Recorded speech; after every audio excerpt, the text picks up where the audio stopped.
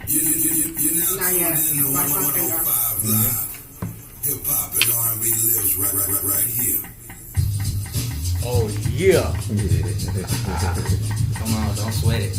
Ooh yeah.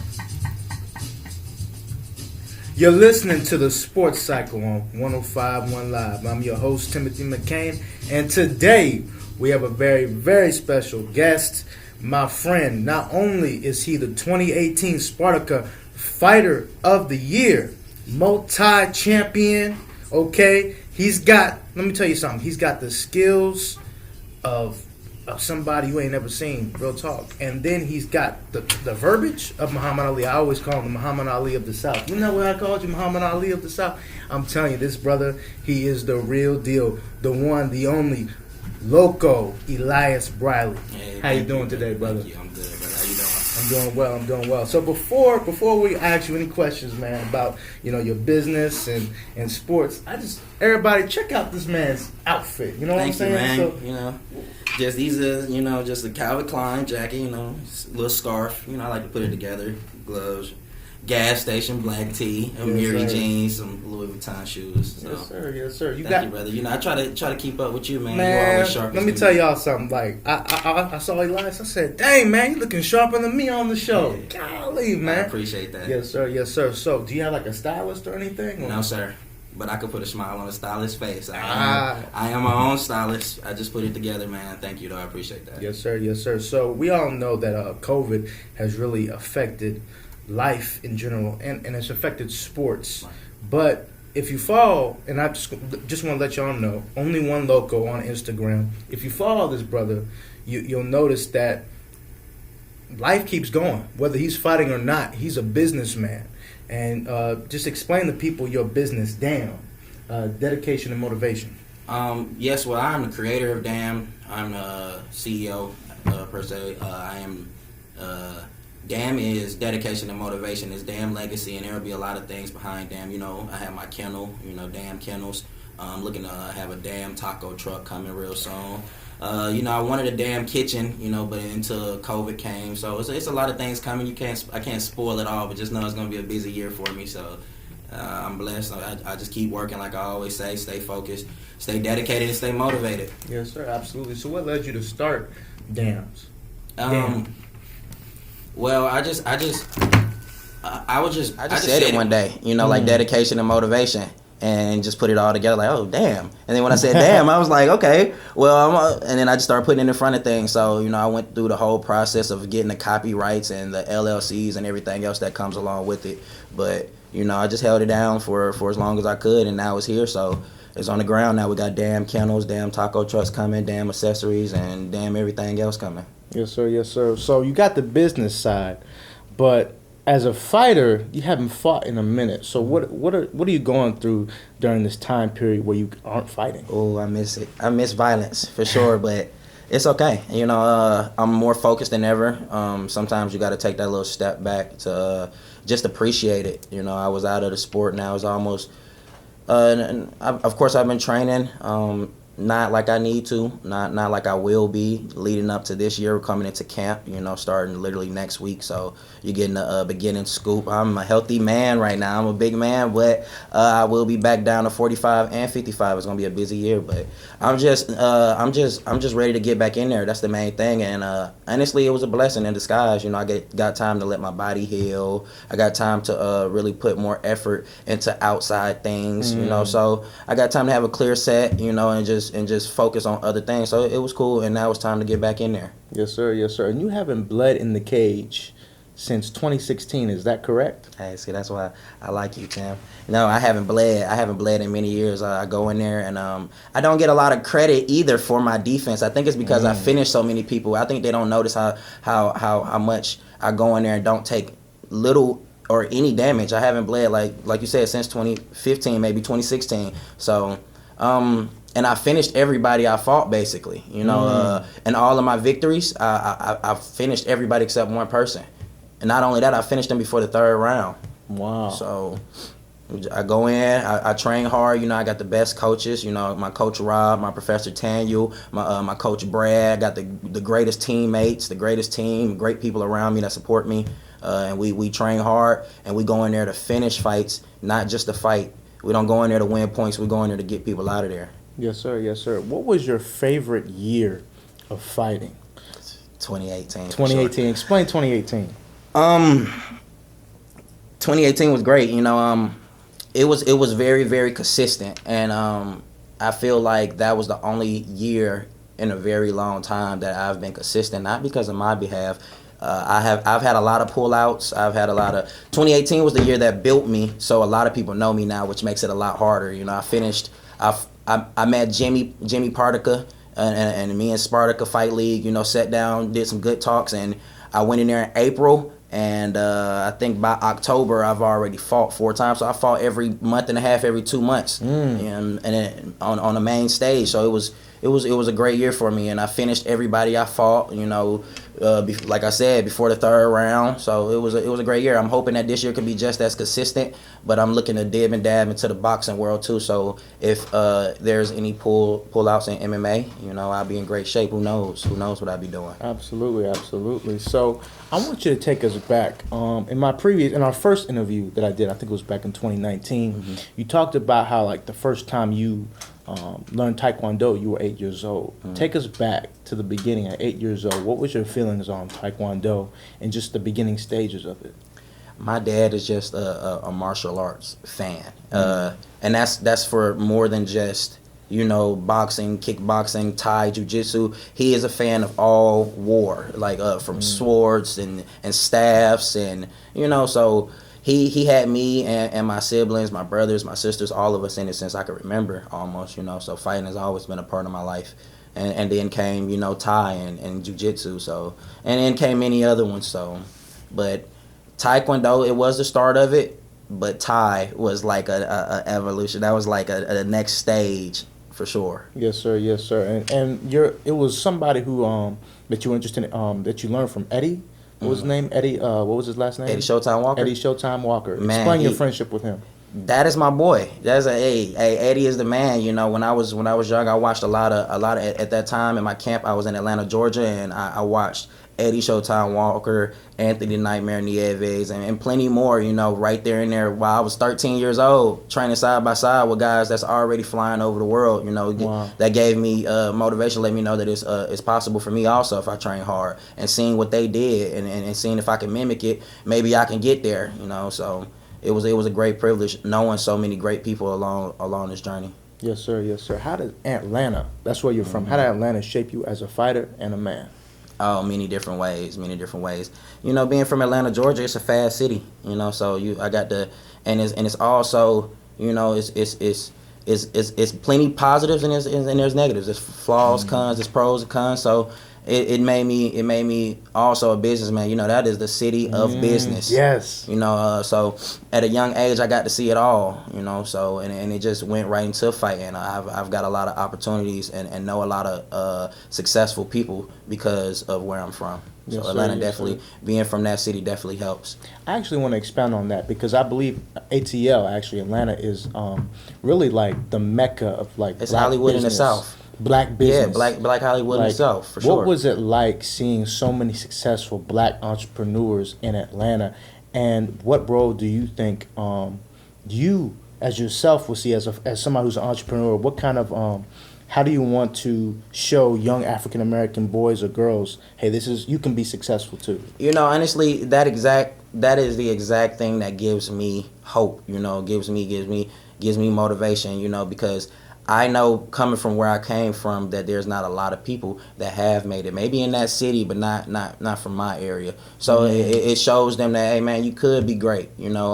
It's easier now to believe that I could be somebody great now because I've won all the belts and I've finished a lot of fights and I have things to show for it. But before that, I was just a young black kid, from the projects. So and that going back, I've literally seen people. Hundreds of people, lives change because of my dreams, and it gives them faith. So Wow. it definitely plays a big part in it. Just being able to show them that I'm no different than you. I'm no different than you. I'm no different than the next man. You know what I'm saying? What makes me different? The only thing that makes me different is that, you know, that I stay focused and I never quit, you know, and I stay every day. I work on something, and I get one step closer. Well, you know, the one thing that I will say is a little different than you're a little different in a lot of aspects, including confidence. For sure. I'm telling y'all, I've never. I mean, there's been people who, you know, they tell me about the respect. They respect people they respect, and that's good. You should have respect in the fight game. But I'm gonna tell you, I can't tell you how many times we've DM'd each other, and you were like, man, I could totally beat that guy. I could totally beat this guy, that guy. I can name them to you. I am number one in the South for sure, by a long way. There's, and I say that, you know, I am a humble person, but when it comes to my sport and what I do, I definitely feel there is nobody out there that I not only can beat but can finish. I will finish all of them. Yes, sir. The whole roster. There's nobody close. Like, anybody you think is doing good, you can beat them. Who's on your hunt list? Who's number one? Who's number two? I don't have a number one. I know you got some. I know y'all got some people that y'all would like to see me get in there with, and I'm open to all of them. You know, okay. So I will fight them all. But I have nobody on my list. I feel like I am competition. I'm not in competition. You know, I feel I am number one for sure. Okay. So, you know, for you, you're a student of the game. Okay, so just educate. So let's say I would throw out. So for the people who aren't familiar with like a Theo Erlang, right? How would you describe Theo Erlang's style? Before I say anything, I'm gonna say me and Theo is, you know, good. I'm good with Theo. He's a good person. I like Theo, you know, and I like what he's doing. He grinding, you know. He's doing his thing. He's competitive. He's competing back to back. He's consistent. But I would smoke him. I'm talking about hookah. I'm talking about CBD. I mean, for sure. I definitely feel I would do that to all of them, though. So that's not even to discredit him or take anything from him. But hey, that match can possibly be made. So I don't want to, you know, just dissect it all the way. But for sure, I mean, what could he do to me?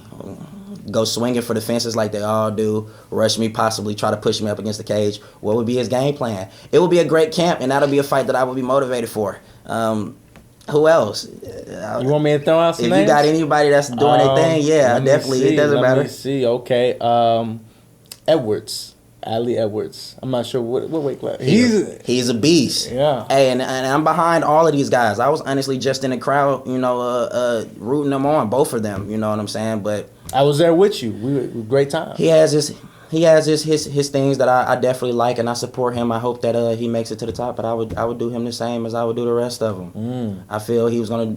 I know how that fight will go. It'll be a similar fight like the rest of them that I fight when I get on him to grab, you know, and that'll be one of those matches. He's very got great cardio, consistent too as far as inside the cage. He's consistent also, but I am a different level in there. Like I see stuff in slow motion in there. That's why it's always the same thing. Nobody has made me even go past 70%. How many times have I extended a punch, overextended and missed? Doesn't happen. How many times have I shot and got sprawled on? I barely. I won't say I go in there and barely fight, but I go in there and I fight smoothly and comfortable, and I finish fights before the third round. Respect. Okay. So I've been to 2 Ultimate Battleground events, and I'll tell you, they're great events. If y'all don't know, Derek Brunson, Vincent Morelli, Gerald McKinnon, like they're doing a heck of a job over there. What have your experiences been like just seeing Ultimate Battleground 6 and also seeing a brother, a black man, Derek Brunson running Ultimate Battlegrounds? I love what Derek is doing for the North Carolina, South Carolina, all of us. I love what he's doing for us, because especially during this time, during the pandemic where we can't even get a fight. That's the reason why I haven't, you know, been active. We're almost going on almost a whole year for me. You know, we're just a little bit shy. So, but Derek's doing a great thing for all of us, and I support him all the way. I hope that he wins the belt. You know, and honestly, he's not too far away. You know, he's like one finish away from being right there at that title shot again. So, you know, I support him. I definitely like what he's doing. And who knows, man, me and Derek might sit down. We talk plenty times, but me and Derek might sit down this year and also do some good business, I hope. But I hope he knows I'm different. Yes, sir. Sir. I feel you, man. I feel you. So when it comes to business, man, and who are some of the business people that you study, that you look at and you're like, okay, I wanna emulate what they're doing? As far as business goes, Mm-hmm. I think of my dreams. My dreams became my businesses. You know what I mean? I wanted to. I was in love with the exotic bully breed, so I jumped into the bully breed. You know, I was in love with fighting, so I became a fighter. Everything I do is kind of like I already had a passion for it. So I didn't try to study or mimic anybody.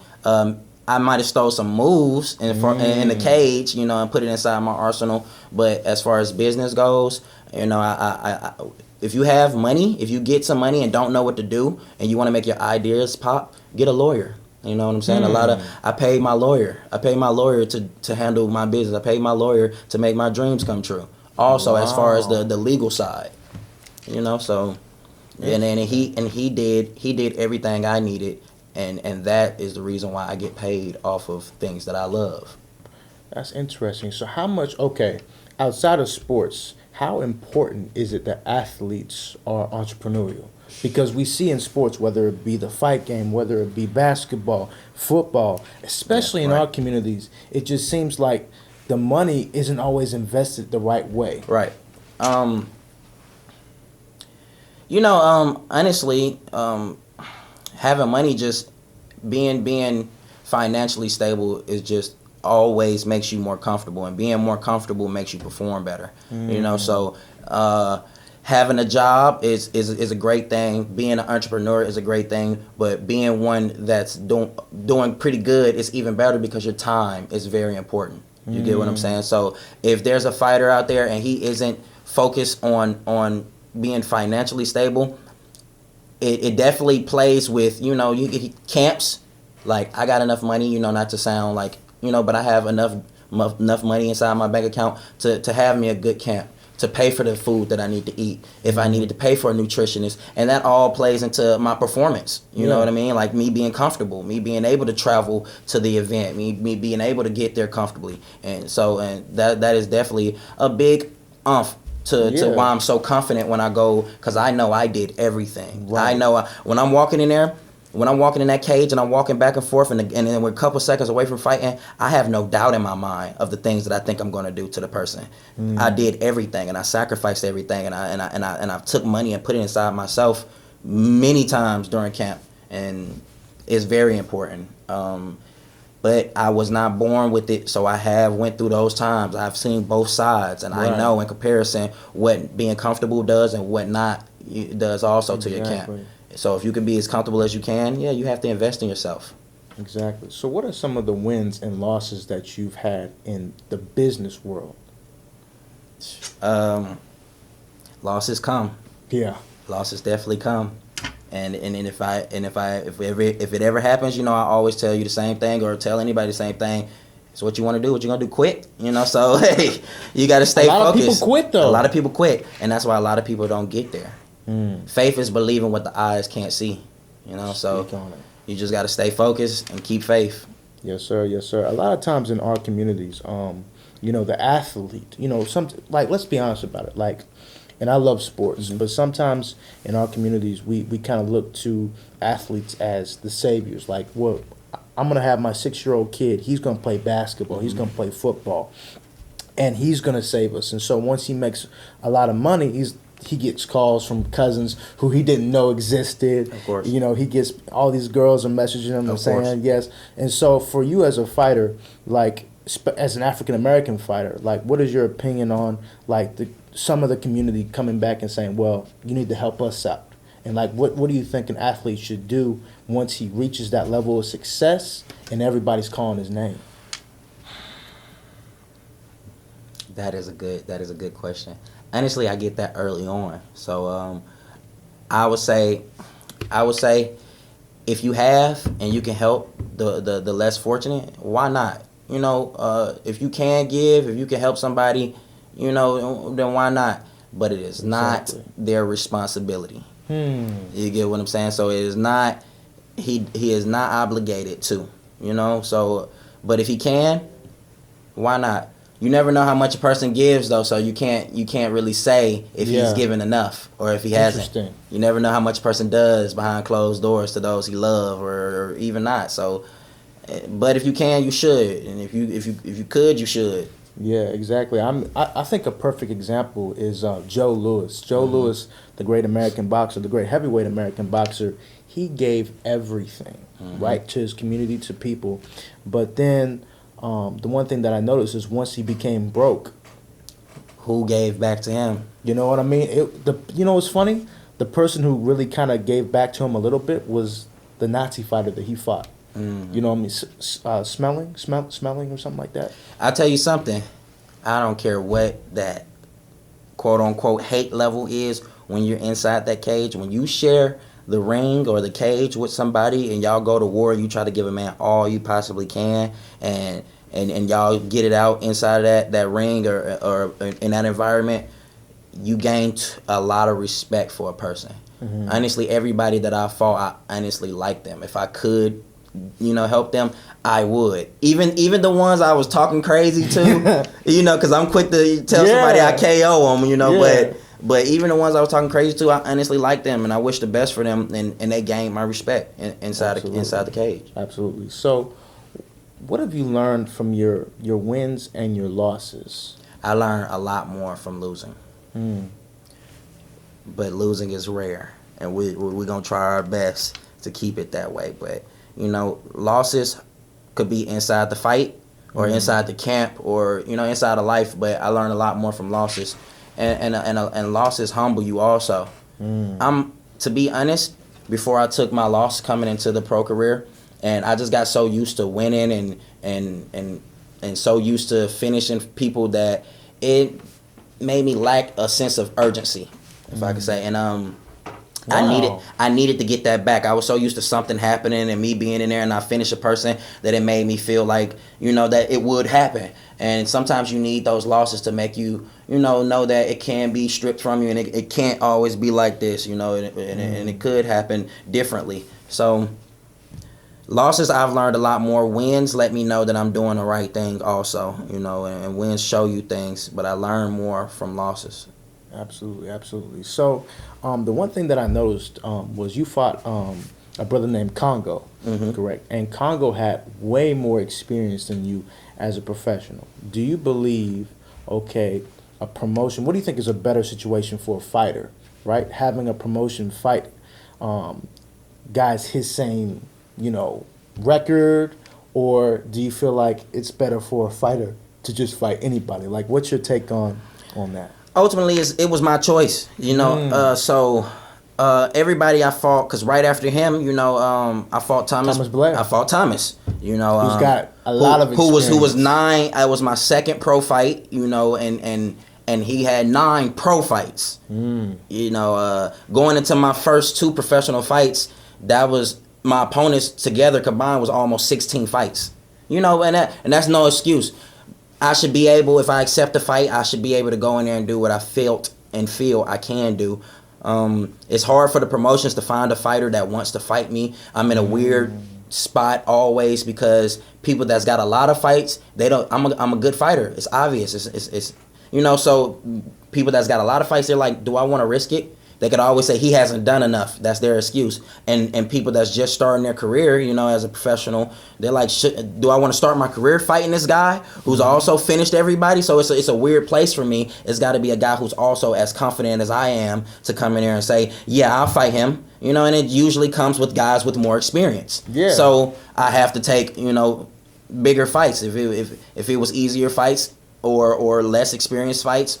But all of them is the same, the body can only move a certain way. The punches can only come a couple ways. I train hard, and I know every way that they can come, and I go in there and I fight. You're not only a mixed martial artist, you're a boxer. Explain your love for boxing and just what led you fall in love with the sport. I love boxing.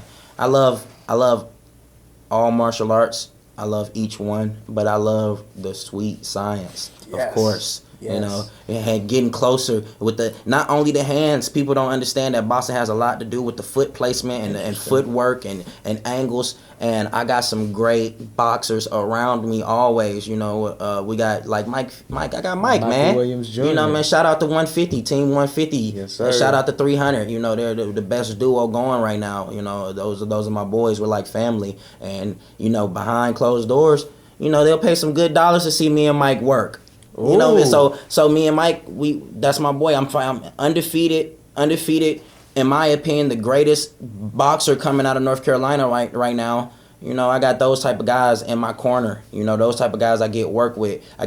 I'm blessed and privileged to be able to see them go do things and see them inside. You know, having Roy Jones in our corner. Me and Roy, come on. You know, those are our blessings. And being able to box. Not a lot of MMA guys can box. You have MMA boxing, which is taught inside of an MMA gym, right? But not really boxing, just emotions and you know, really getting inside, being able to really box is definitely a privilege and definitely a blessing. But I am a kickboxer too. Let's not forget, I am an undefeated. I was an undefeated amateur, won WKA. You know, and so being able to box and whip that kick. Yes, that's a problem. It's a problem, people. It makes a difference. Yes, it definitely sir. makes Yes, a difference. Sir. When did you first meet Roy Jones Jr. and Michael Williams Jr. and how's that great relationship developed throughout the years?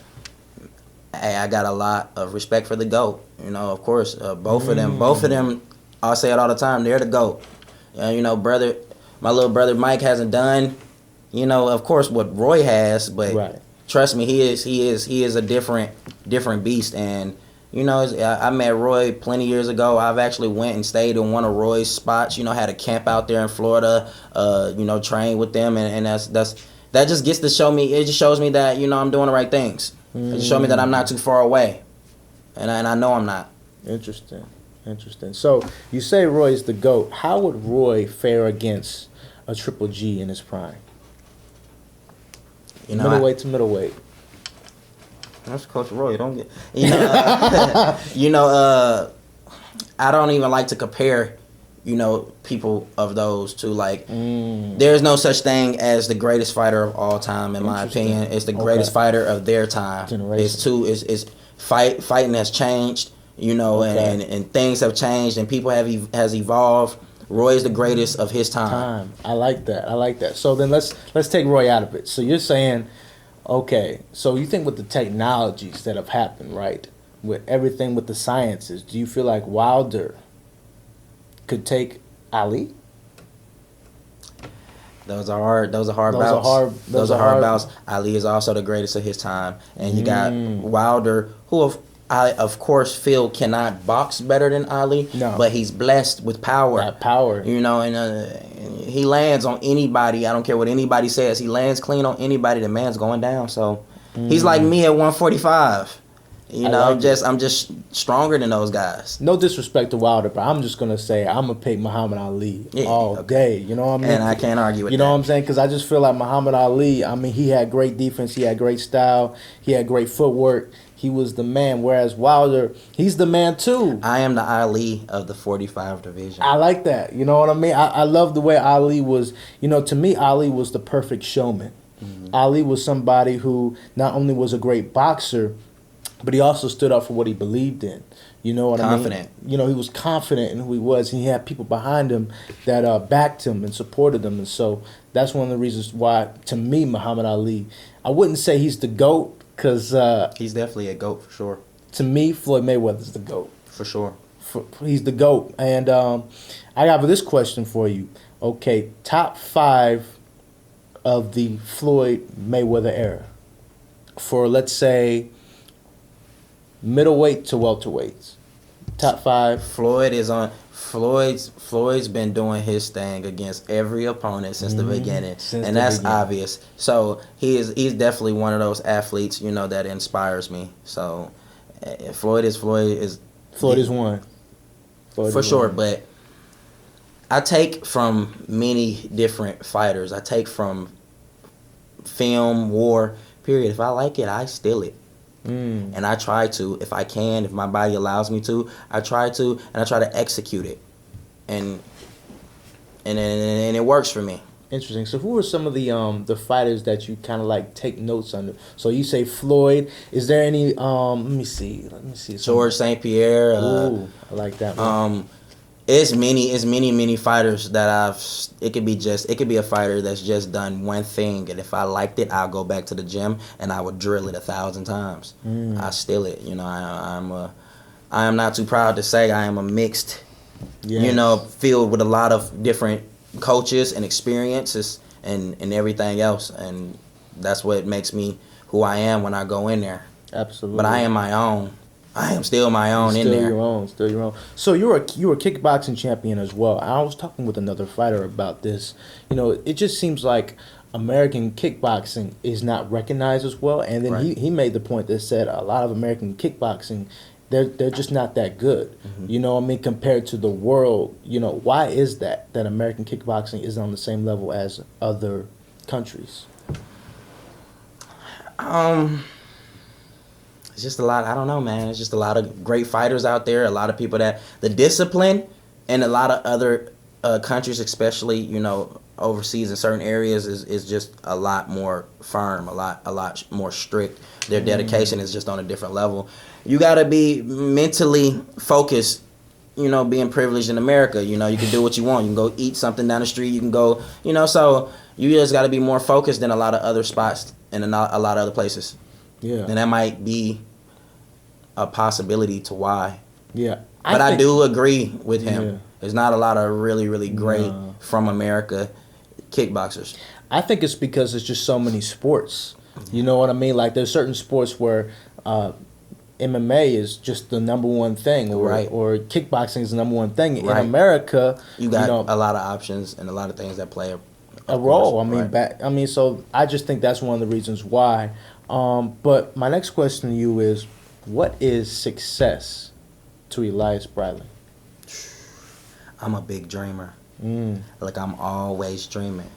Even right now, I see lights and stuff flashing. I can always hear the crowd. And I'm, even though I might be content with certain things, I am never fully satisfied. So success, I'm just gonna go as hard as I can for as long as I can until I can't no more. When the reporters stop calling and then the lights stop flashing, I want to be able to say I did everything I possibly could to be great, to be the best me that I could be. So I don't know how to just say what I believe is success, because to some others I might be successful already. To where I came from, in their eyes, I'm already a successful person. So I don't know what success exactly is just yet, but I'm still going. You're still going. I'm still going. I'm a long way away. Yes, sir. How are you able to juggle it all? Because, like, for one, not only are you mixed martial artist, you also box. You started your own business. Dedication and motivation. And you're also, for the people that don't know, motivation. A rapper. Dedication and motivation. I'm a man of many talents. I could have been a lot of things. I've turned down some opportunities. I could have been a lot of things, and I just love to fight. Yes. That's why you get a camp with me. I've never pulled out. And remember that I never once pulled out. Any promoter ever asked me to fight or anything, if I said I was going to fight, I've showed up, I've made weight, and I've fought every time. If I've ever not fought them and we was matched up, you know what that meant. I didn't cancel. Yo, what is that like, seeing you put in all this work and then, let's say the day of or the week of, somebody slipped in the tub and they hurt themselves. Like how does that make you feel as a fighter, knowing that stuff happened? The tub blessed them. I was gonna hurt them. I just know. When I have a camp, I've never once walked into the fight with doubt. Never, not even a little bit. I walk in there, you can look in my eyes on fight day. You can watch any of my films. I go in there and I am 100% prepared to go. So if they pull out, if we have a replacement, anything, I am ready to fight on whatever day that I signed to fight on. Pullouts happen. It's become a usual. Yeah. It is what it is.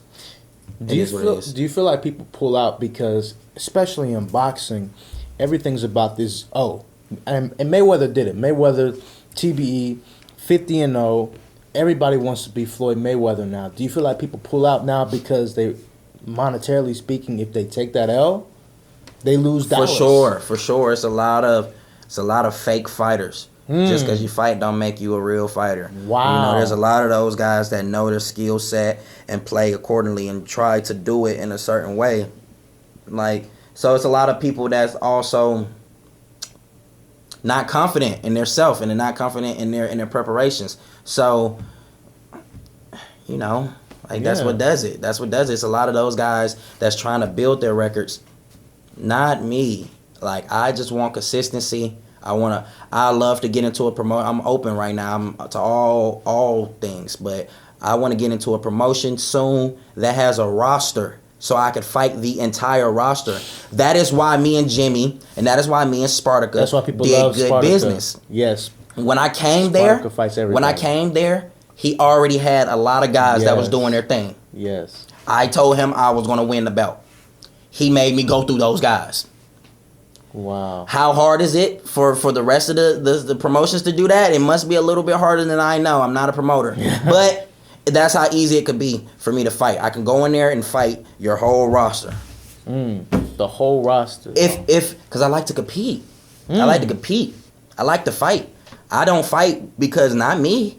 I don't fight outside of this pandemic right now because I stopped, you know, to focus on other things and then try to focus on fighting. But outside of that, I am ready to fight. Like I told you, me and Jimmy did. That was my year in 2018. That was my favorite year because I fought every month and a half, every 2 months. As soon as I got out the cage, I already had an idea who I might be matched with. Wow.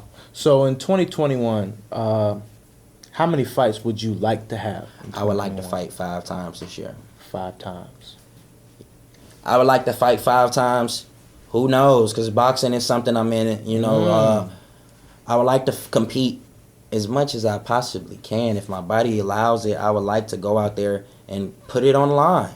Risk my face again. See if it's all talk. See if I'm just confident or, you know, I like to go out there and try to do what I say I can do to these people. So I would like to fight. I would like to fight every 2 months, starting around April, possible May, because I'm going to get into a long, strong camp for myself. I don't want to just fight and be in okay shape. You know, I want to be in great shape so I can continue to kill the rest of the roster.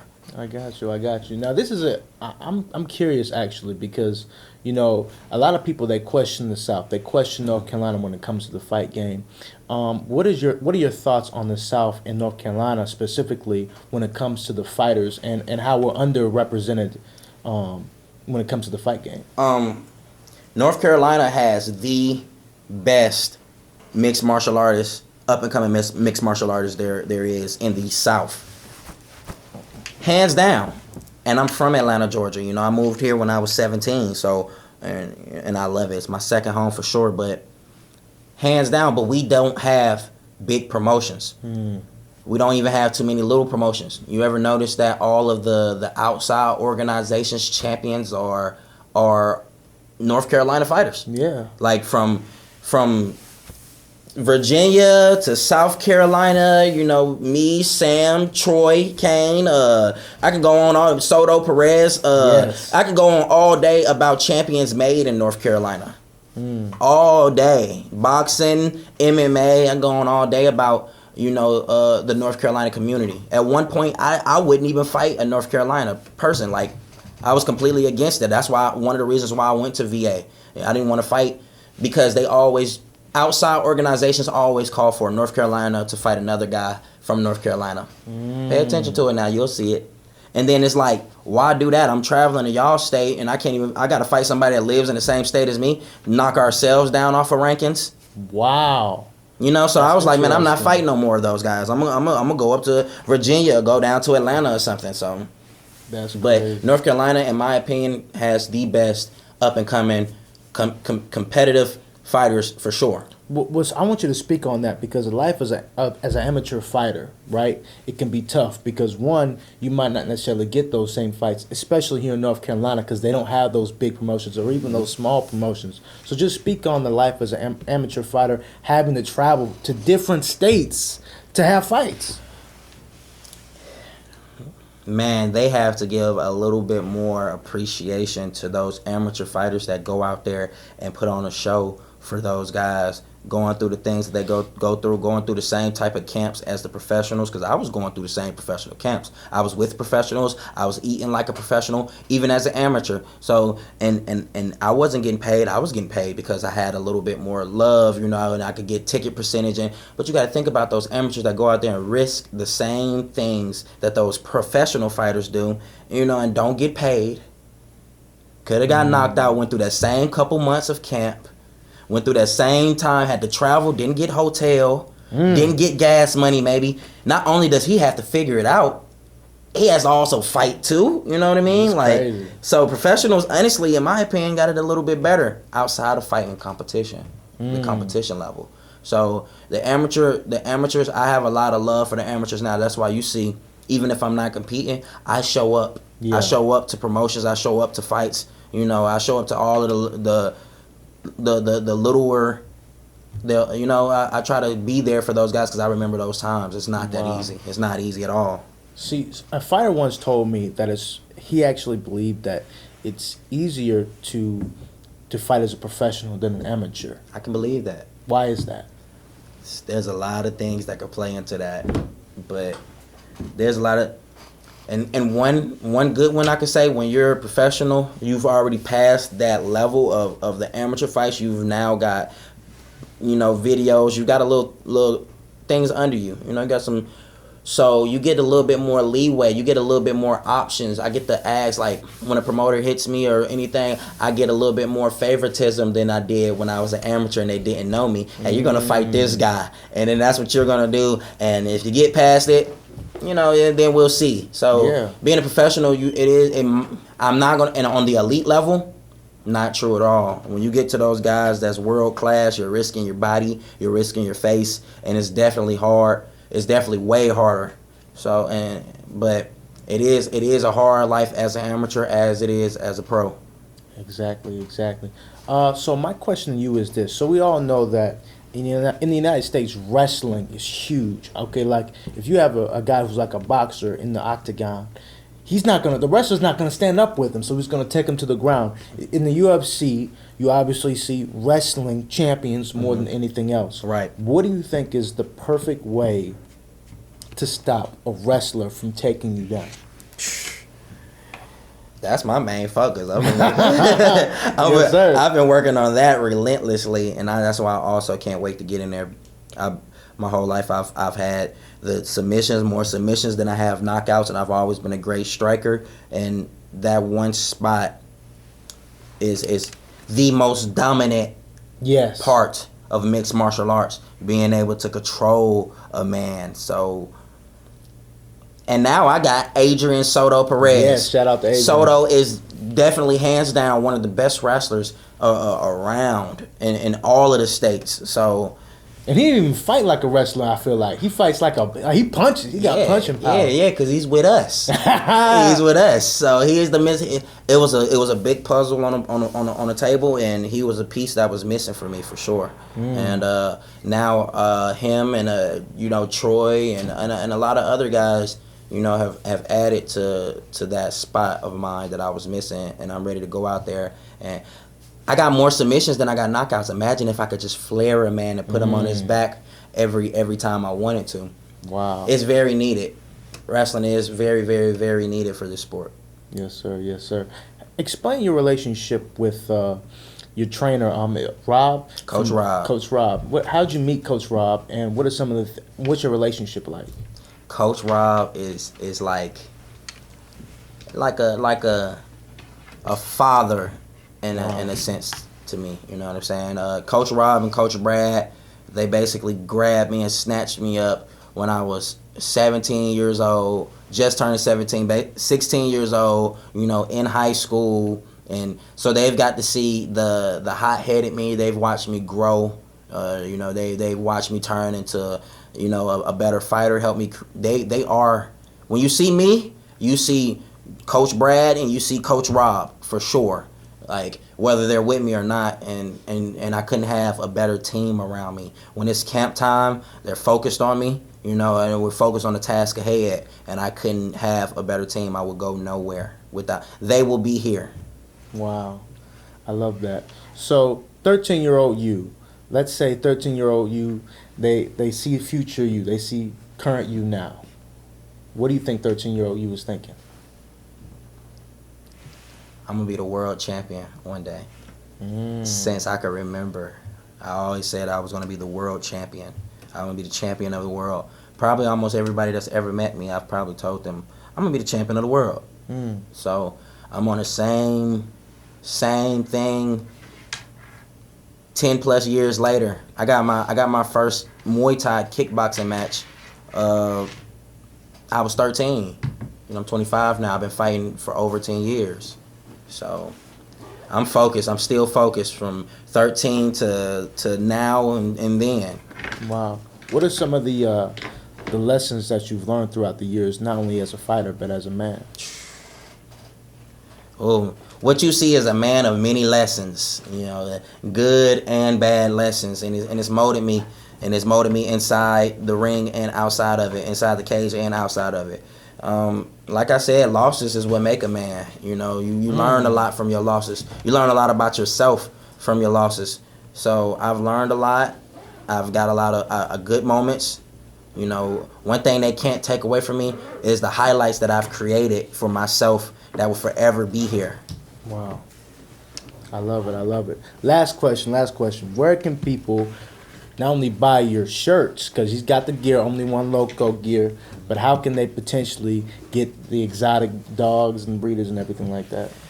Damn everything is coming. Damn accessories, damn kennels. You know, you can follow me, Elias, Briley, everywhere. You know, and just check me out. Just check me out, man. You'll see it. It'll be posted. But just know I'm getting a new line for clothing. I'm getting a new line for everything, and it's going to be dedication and motivation stamped on the front of it all. Dedication and motivation. Yes, I sir. tell y'all, if y'all follow this brother on IG, I'm telling you, he lives like a king. Thank you, brother. Yes, sir. Yes, sir. Appreciate your time, Thank you. Elias. You're listening to 105.1 Live.